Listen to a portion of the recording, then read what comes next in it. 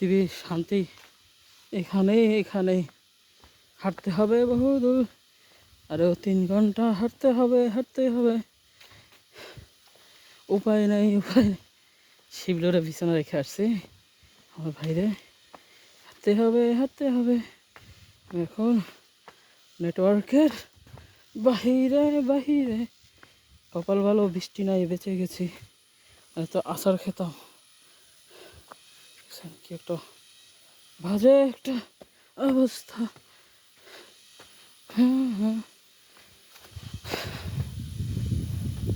আল্লাহর সৃষ্টি পৃথিবী আসলে অনেক সুন্দর।